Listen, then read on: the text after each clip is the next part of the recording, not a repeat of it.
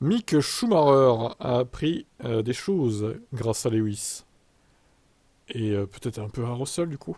Je suppose que le point le plus important à développer pour moi et que je sais maintenant qu'en tant que pilote beaucoup plus que de ce que j'attends de mon équipe autour de moi, de ce que je pense valoir et ce que je peux apporter à une équipe. Évidemment, au début de ma première année en F1, c'était difficile de savoir exactement quelle devait être ma position et jusqu'où je pouvais aller avec mes commentaires et tout le reste.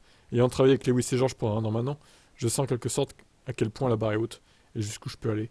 Et je n'ai aucun problème à partager mes informations à l'avenir. Après que toutes les équipes de F1 ont décidé de ne pas apporter de changement à leur liste pour 2024, il n'y a de nouveau aucune ouverture pour Schumacher en Formule 1. En revanche, il veut à nouveau courir et il fera du WEC chez Alpine. Alors, il reste aussi toujours pilote de réserve chez Mercedes. Alors oui, ça c'est important à dire quand même. Donc il reste pilote de réserve chez Mercedes, Mick Schumacher, en parallèle de son rôle chez Alpine en WEC, du coup. Donc en gros, il a été prêté à Alpine en WEC pour courir, et puis il reste... Alors par contre, si un pilote Mercedes qui se blesse à une course de F1, et qu'il est engagé sur un week-end WEC, oh le bordel, laisse tomber. Alors là, ça serait pas de bol hein, quand même. Hein. Imaginez juste. Surtout si la Mercedes W15 est bonne en plus. La poisse.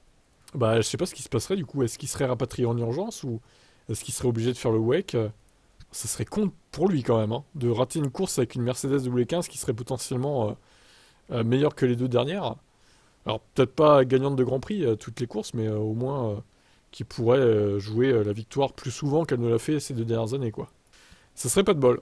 Bon, ben en tout cas, on va suivre un peu ce qu'il fait en WEC chez Alpine. Écoutez, peut-être qu'on on se tiendra au courant sur cette chaîne d'ailleurs, vu qu'il reste pilote d'essai Mercedes au final.